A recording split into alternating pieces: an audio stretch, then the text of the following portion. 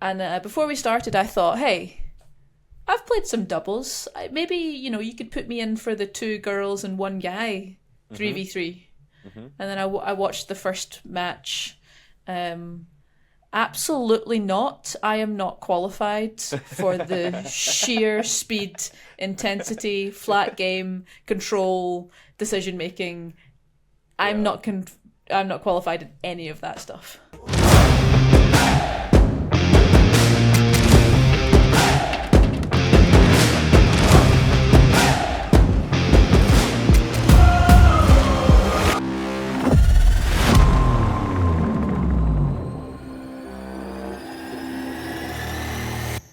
Okay guys, welcome back to ShuttleSquad episode 51.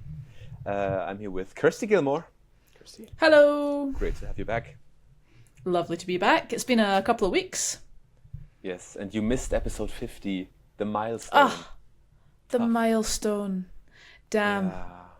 But I'm sure you guys celebrated well without me.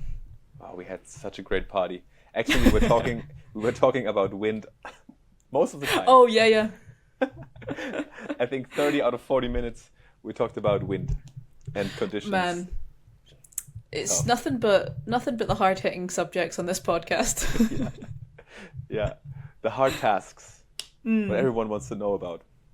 Yeah, how are you? Where are you? You've been to Indonesia. Now you're in Finland.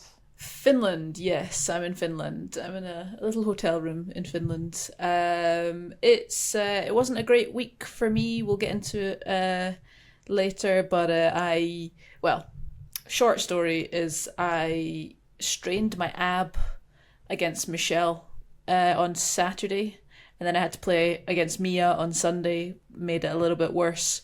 Travelled on Sunday night, landed in Finland on Monday morning, and played in Finland on Tuesday afternoon. So I knew it wasn't going to be great preparation, but I was just going to get my head down, throw myself into it, and make the absolute best of it. But my ab, I couldn't really put any sort of power on any overhead shots. And I really thought I'll just try and maneuver shot my way out of this. It wasn't quite enough. So yeah, it is what it is. Just tried to get on court, just tried to get moving, but I didn't have enough overhead to make an impact in the first round here. And that's just bad luck. So I'm just trying to let it heal. I'm doing just underarm training for the next few days before I go to play Czech League this weekend, and then go directly to Denmark for Denmark Open next week. So yeah, there's a lot of badminton to be played in the next in these 6 weeks for me. Yeah. Great. And yeah. That doesn't sound really good actually. How do you strain an ab muscle? I wish I knew, because I've done it maybe 3 or 4 times now over the last 10 years. Your weak spot. Maybe. I think it tends to happen to me when there's a little drift in the hall and you just overstretch as that extra little bit overhead. It shoots a little bit faster, or it holds Let's up more than you expect. Do you have 30 to 40 minutes to talk about drift? No, not again. Okay, sorry I interrupted you. No, sorry, it's our favourite subject on this podcast. So yeah, just when the shuttle, I think, behaves a little bit different than you expect it to, and you just... I was giving it 110% effort last week. I always give it 110% effort, but there's just really extra adrenaline last week. It was honestly one of the most insane weeks of my badminton career. For real? For real. It just the on-court experience, because it's unlike anything else. So yeah, so for anyone that is listening, very good. Yes, let's start from the start, shall we? We should. So yeah, I was accepted to play this BXL. So Badminton XL, Xtreme and Limitless. That's what the XL stands for. I didn't know that. There you go. So they had the first edition last year in Jakarta, and it was fairly quiet, I would say. It wasn't shouted about.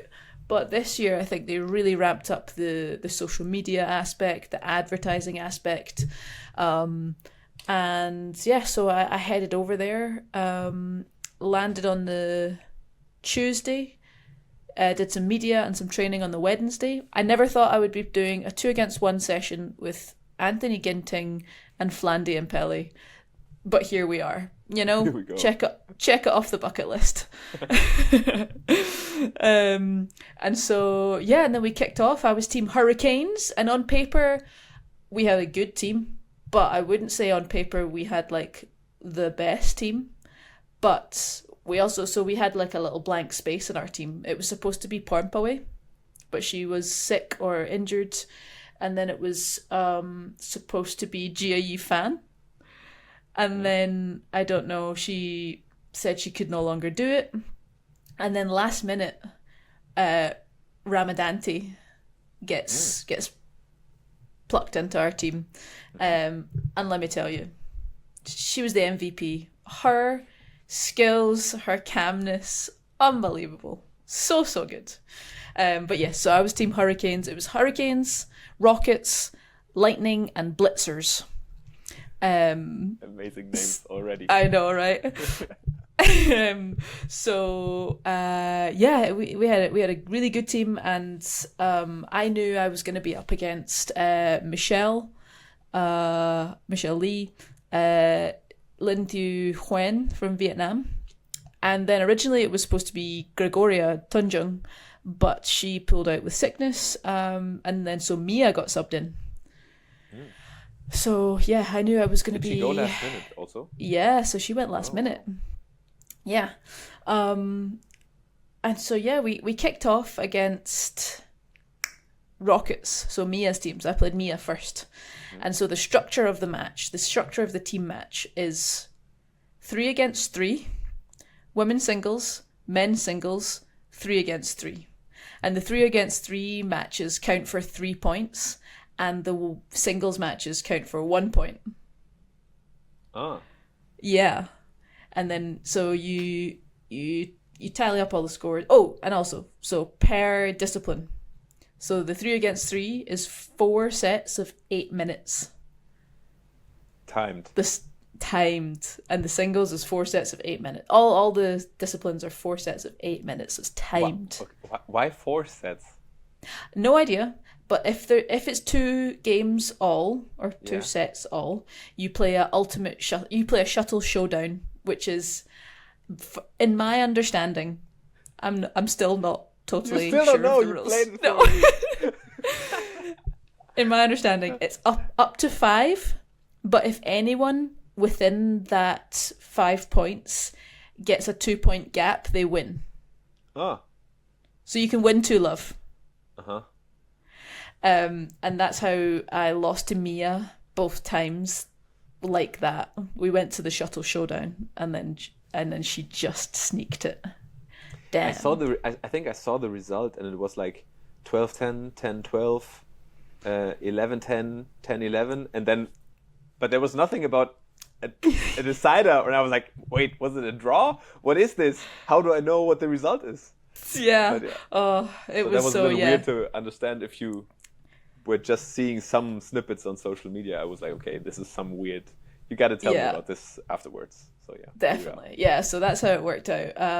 And then if there was a draw within the whole match, so if my team won a 3v3 and a singles, and their team won a 3v3 in the singles, and it's 4 points each, then my team pick which singles they want to play, and their team before the match choose which singles they want to replay, and they play up to again, in my understanding, a full 5 points. So not with the 2 point lead. They just play up to 5 points.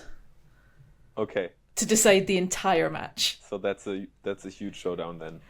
Yes, that's the ultimate shuttle showdown. That's what that's called. Obviously. Yeah. So this is what. Just put an ultimate in front of things. And it makes it tension. Oh. Yeah. Okay, cool. Yeah. So yeah, this sounds is really fun actually. Oh, incredible fun. And just I love the team aspect of it, just cheering for the team and cheering for a 3v3 is something just truly unique. Yeah. You couldn't have put that on the bucket list of my career. But before we started, so the first 3v3 is 2 guys and 1 girl, and the last 3v3 is 2 girls and 1 guy on each side. And before we started, I thought, hey, I've played some doubles. Maybe, you could put me in for the 2 girls and 1 guy 3v3. And then I watched the first match. Absolutely not. I am not qualified for the sheer speed, intensity, flat game, control, decision making. I'm not qualified in any of that stuff. Okay, it was crazy unbelievable. that you say that. Oh, Because it was crazy. 3v3 for a non-professional badminton player like me, it's the worst to play in training.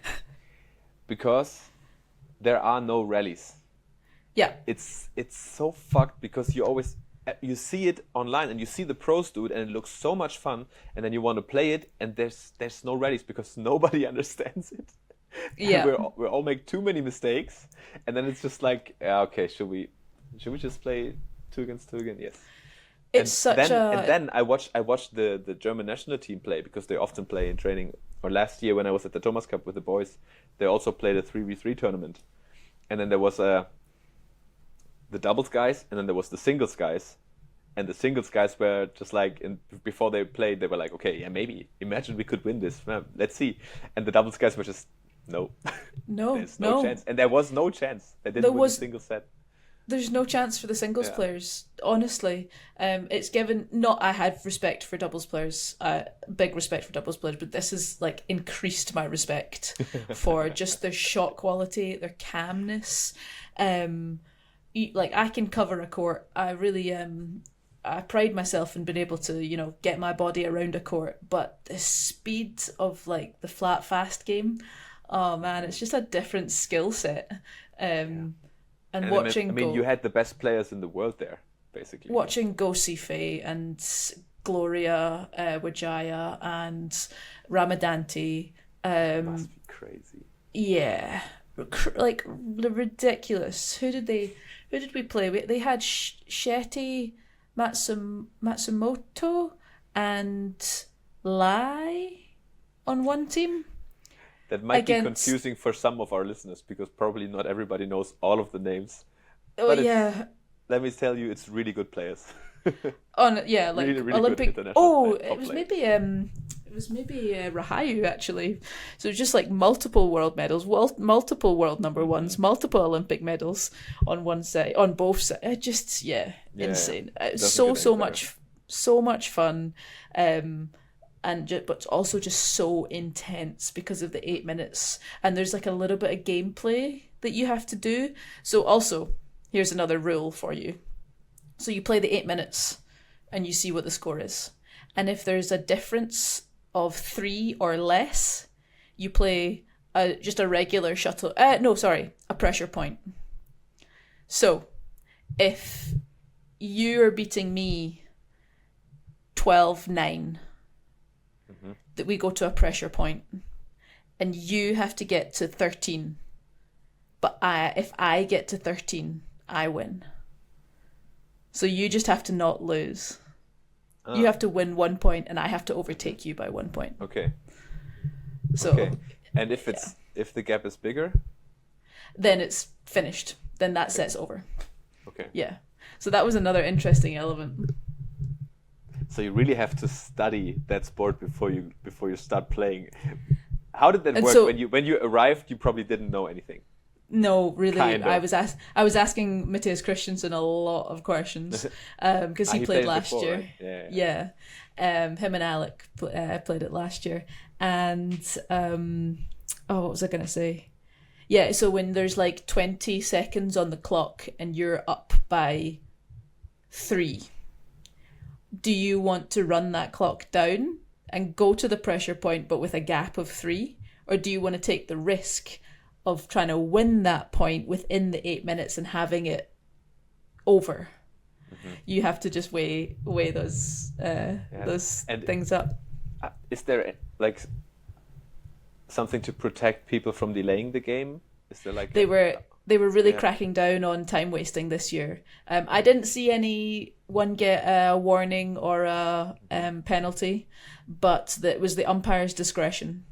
And yeah, there wasn't so much time wasting. I didn't see any this year. But yeah, you have to make the decision. Yeah, but also it looked like everybody was having a lot of fun and not taking it too serious. So it was more like a fun... It might look like that, but no, it was insanely competitive. I think you see the fun bits within the intense sections, but also when the game has gone. So if someone has won 3 sets, you still need to play the 4th one. And in the 4th one, you might see a little bit more showmanship. Because some were doing like some funny shots and like, you know, some...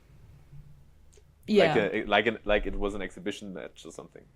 Yes, but I think that happened quite naturally, but still within the really intense sections. I know myself, like my brain said, should we leap for the shuttle like Lee Jia does and play a pirouetting backhand? And my body went, sure. Hell yeah. So I don't know. Won the point. Yeah, I saw that. So I don't know. The setup just brings that out of the players. I don't know what it is. It's really strange, but it was amazing. Yeah. Oh man, it looked fun. But there was one thing that really surprised me, and that was that the arena looked so empty. I think the crowd was better than last year, and I think there was maybe like 1,500 people in like watching, which is not bad for quite a few of the matches. Like it was decent, but it's just because the Astoria 9 holds 6,000. Yeah. And I think just because it's a new event and it's new to the calendar, whereas people know, the Indonesian fans know that January is Indonesia Open, July is or June is Indonesia Masters, so it's like in their calendar and it's just like ticks over and comes round. Whereas I think there's a little bit more of like, it's a little bit more unknown and just like new in the calendar, I think. Yeah. But that's still crazy because like they announce it quite a bit and players are doing like, hey, I'm gonna join and everything, and you have really, really good top players there. So I thought in Indonesia it must be sold out in a minute. Yeah. But maybe it's super expensive. I have no clue. But I was just I hear. So there was different tiers prices of tickets, and I hear it was cheaper than last year. So they took that on board. But I don't know why the crowd wasn't quite as popping as it usually is in Indonesia. However, I have heard that the TV ratings were pretty great. So they're. I can't tell you. I'm not a marketer. I don't know. I'm just turning up to play the badminton. Studied filmmaker. Well, yes, many moons ago. But there was one question that Marvin actually had. So he asked Marvin, me, friend of the pod, friend of the podcast, Marvin Seidel. You all know the guy. Initially planned to be here, but is also injured now actually. So the squad is having some issues at the moment. Oh, Christo, keep it up. Yeah. For the others. You're our last hope.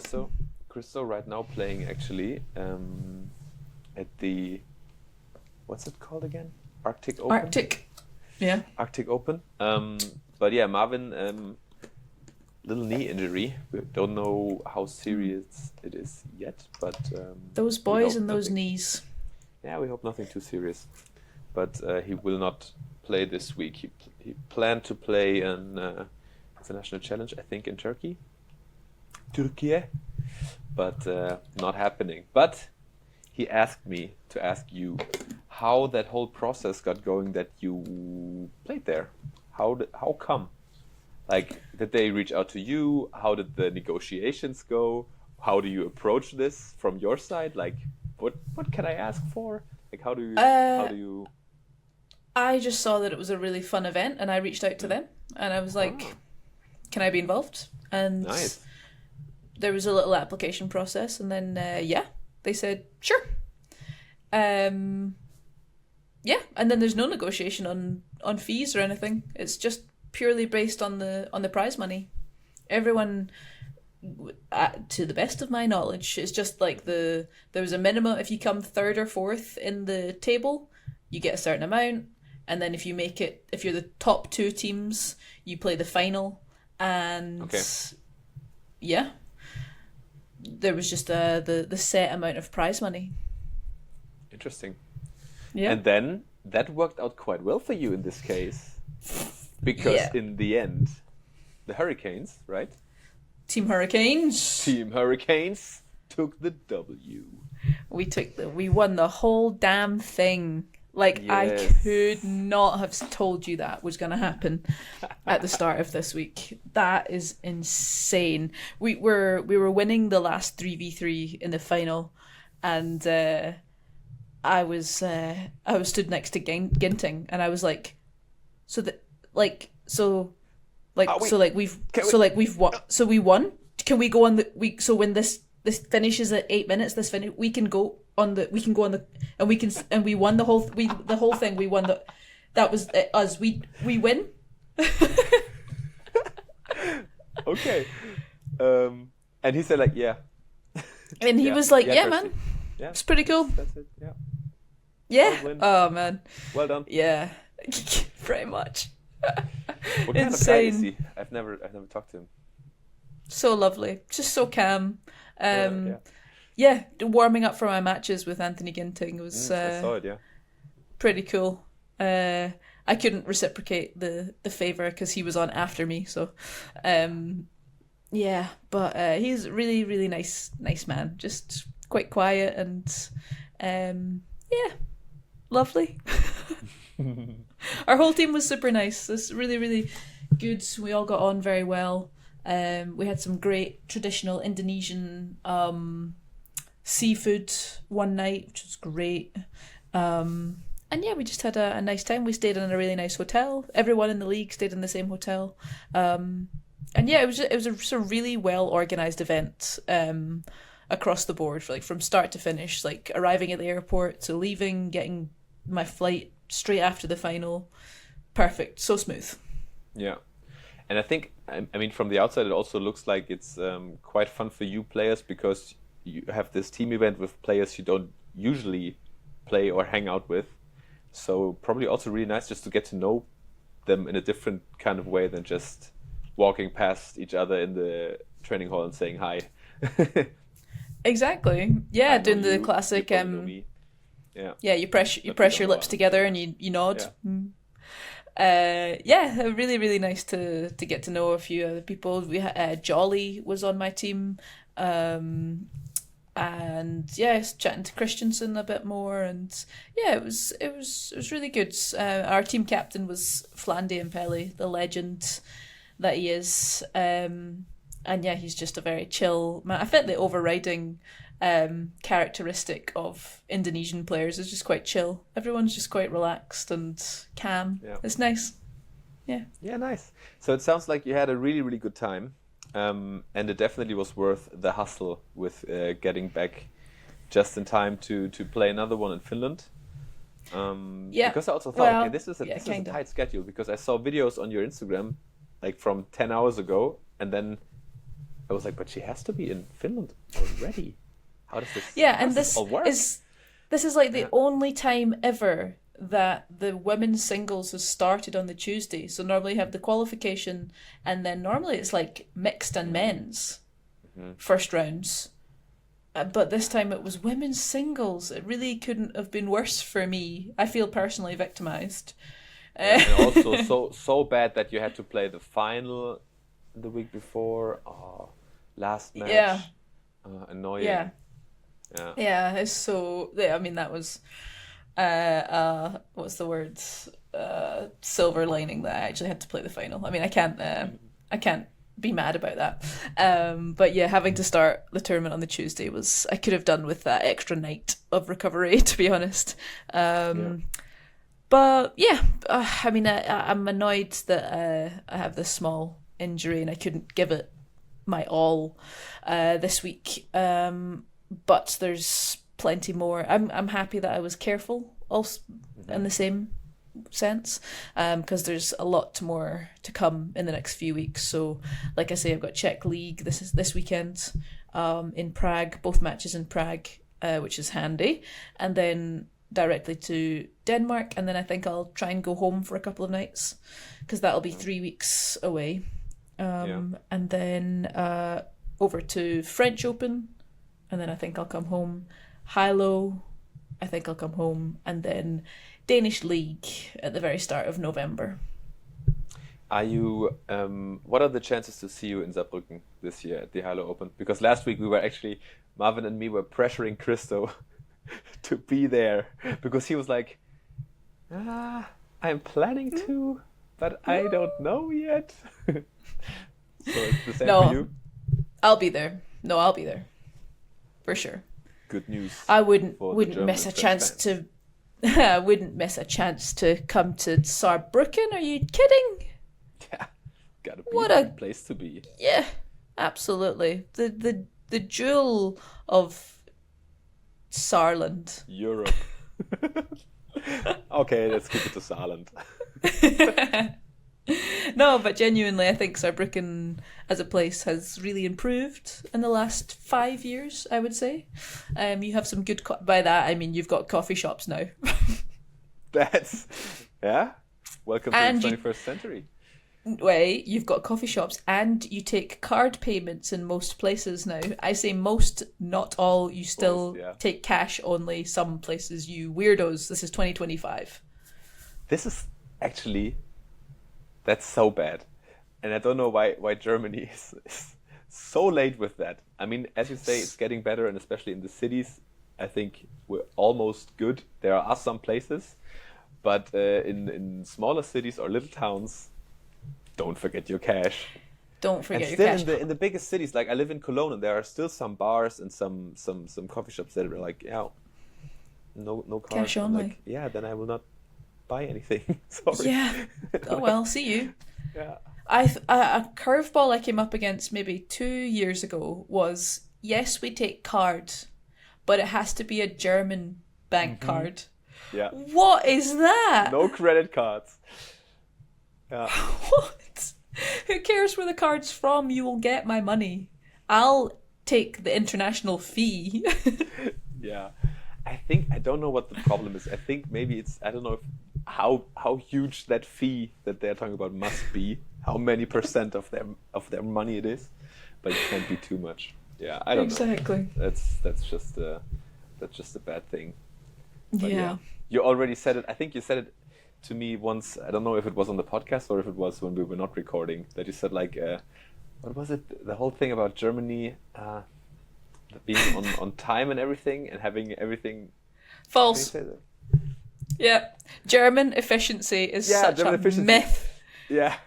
German efficiency is such a myth. No way. You guys do what you want and you make up weird rules and then you just stick to them. The rules make no sense. Specifically, I think this is my relation to the HYLO tournament can't seem to figure out how to do the shuttle bus to the training hall and get you back.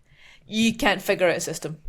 It's never run smoothly one time. I'm so sorry to the organisers of the HYLO tournament, but if you could please figure that out and just have a bus there when you say there will be a bus there, it would be great. But Kirsty, the traffic in the city is crazy. It's a huge place, and a real problem in that city is that so many streets are only like one way in a city. I don't know why you built a city like that, but probably everything was too narrow, and then many streets are only one way, and then during rush hours, it's impossible to get through. And yeah, this buses. I told them already 2 years ago, last year, and I just wrote it down again to that players request a little more solidity on the shuttles. Yes, on the shuttle service. Yes, I've please. heard that before. And because the phone signal is quite bad because it's up in the mountains, so you can't do the. It's in the mountains, it's pretty much in the mountains. It's in the mountains. So you can't do the scooters. My signal isn't good enough to log in For to real? do the scooter sometimes. Yeah. Yeah, but that's a you problem.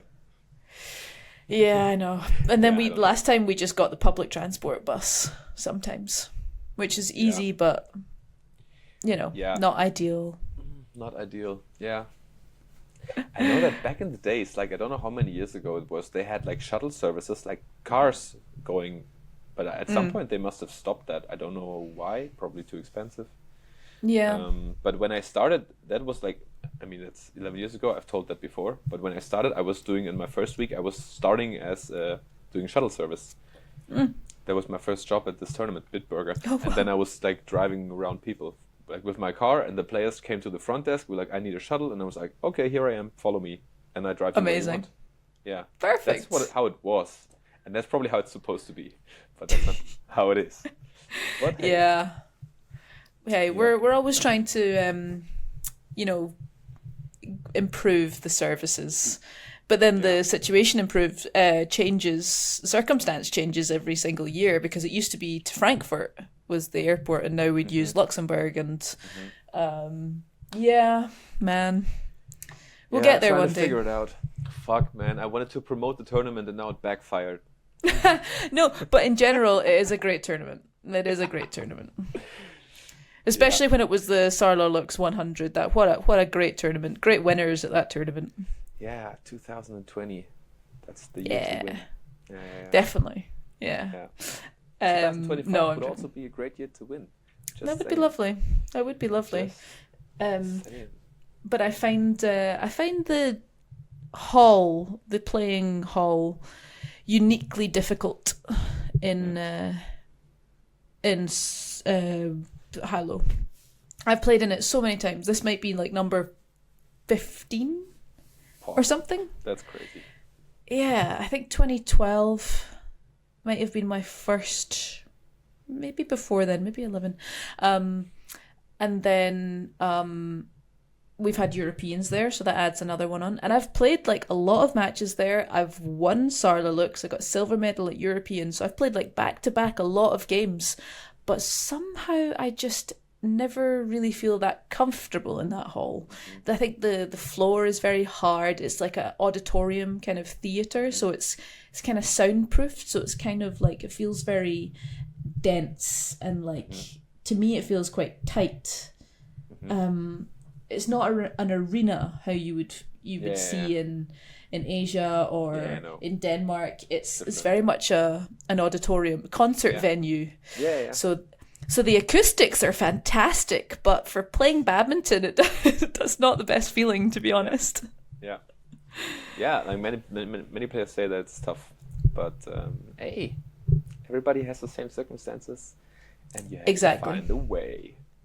Exactly. You got to adapt. Talking about circumstances, I had one question from last episode regarding wind, obviously. Because that's of course. basically the only thing we were talking about. And the question was like, how do you prepare for those conditions? Do you train? Do you use fans in your training at home, or do you not really? Because some players say that you sometimes do this, but I've never. I mean, I'm not always there. But how often do you really do that? We don't add the wind in. We just do exercises as if you had the windy conditions. So maybe we will not play with the entire back line out. Maybe, when the shuttle testing marks, those little notches, maybe like the one between the back tram lines, that'll be your new back line. So you can only like kind of touch the shuttle if you're going to lift it, and so that's as if you're shorter, basically. As if you're on with the wind side.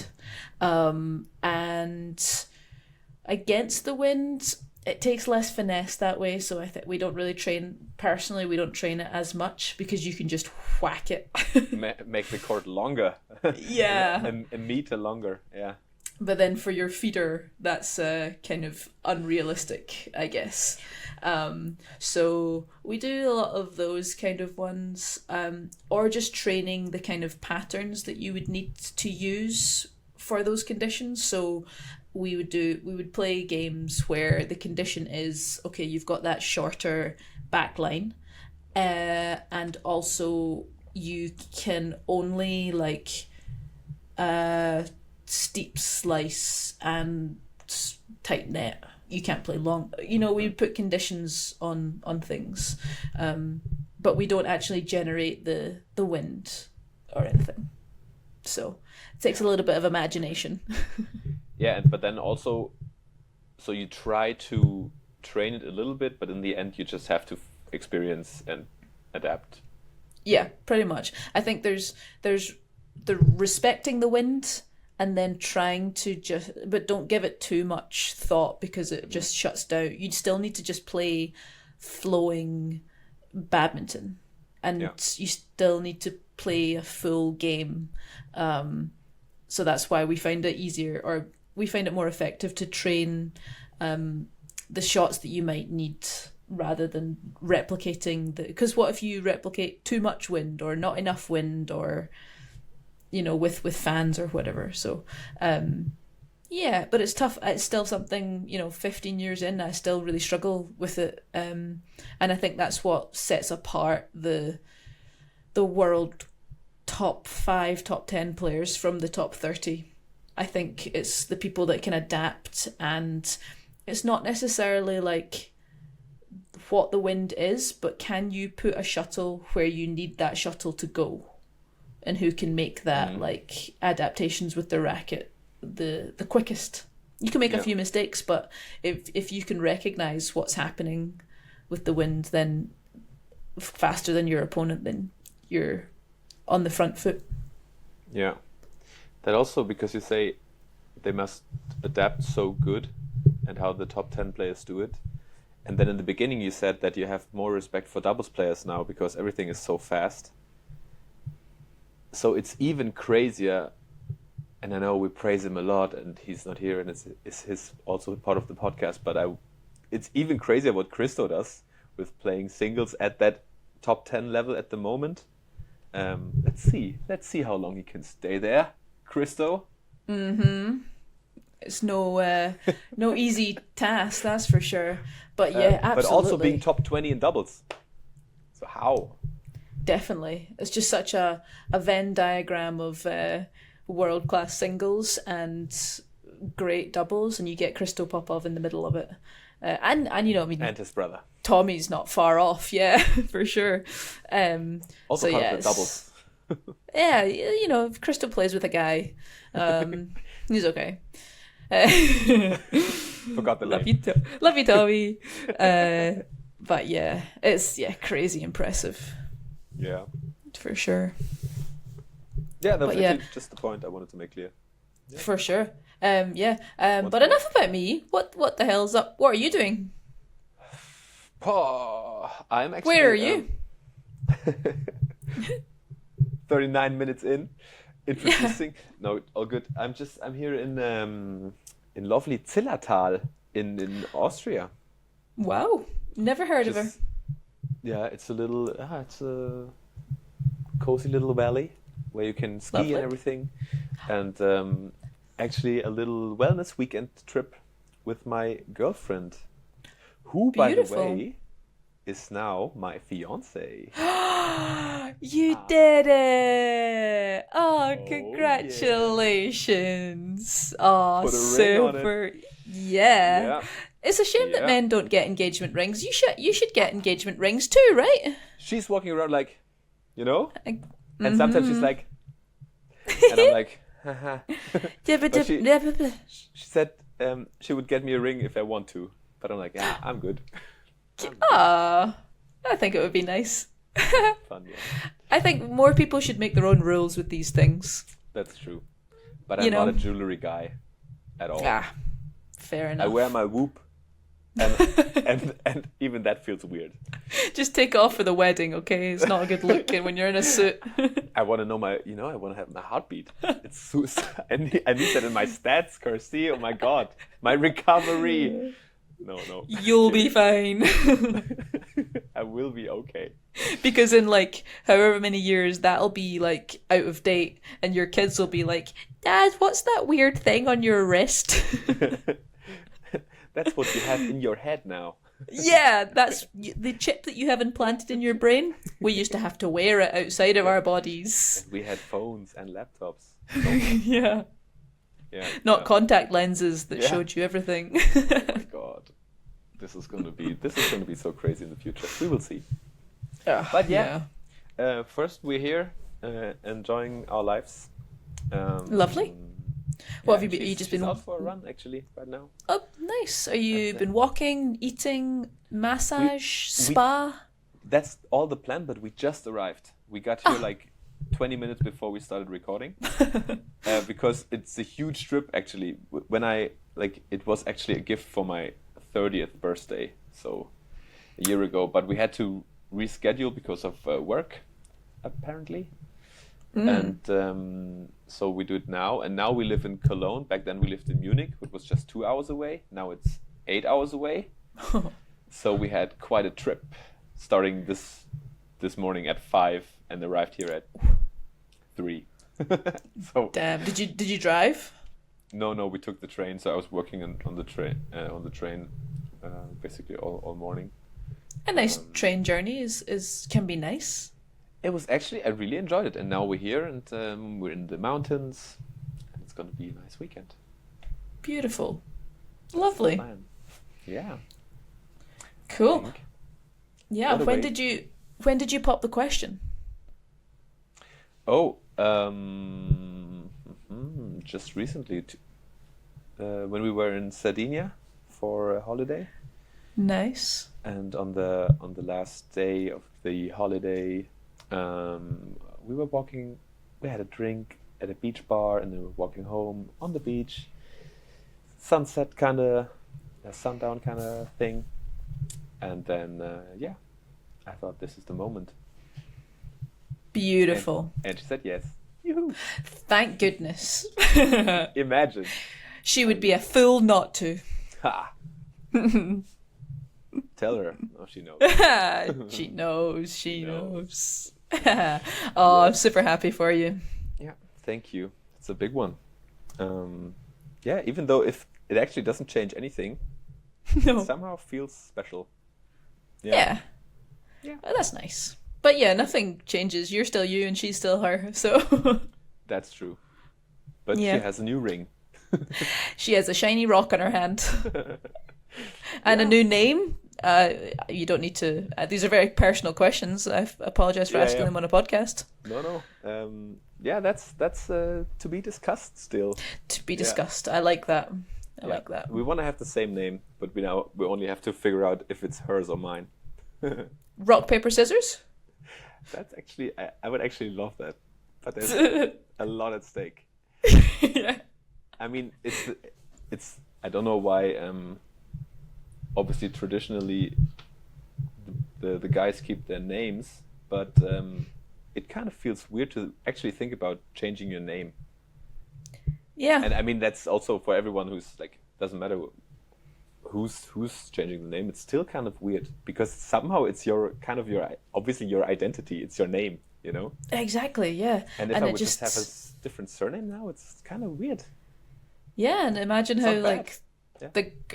the girl has to feel like if the boy finds it difficult to change your name, it's like, yes, that's how the girl feels, and and that's you just expect it. Basically. Yeah, exactly. So I like what some people do now, and they like join the names, or they hyphen the name, or they come up with a totally new name. That's so fine as well. Yeah, absolutely. So that would be, I mean, also funny actually, and totally fine for everybody who wants to do it, but also it's kind of super random to just pick a new, what should we do? Where should we go? Just build something new. Yeah, also nice. Yeah. But yeah, we will see. It's Love too it. fresh. We haven't discussed all of that yet. Oh, enjoy this part. Yeah, don't even think about even the wedding planning. Don't even start on that. Just enjoy this part. Yeah, probably gonna be. Yeah, that's for the future Thommy. Future Thommy deal Exactly. with that. Yeah. Exactly. I'm just enjoying now. Yes. Cool. Awesome. Kirsty, I think I'm good for today. Yeah. If you are, or is there anything that's still on your head?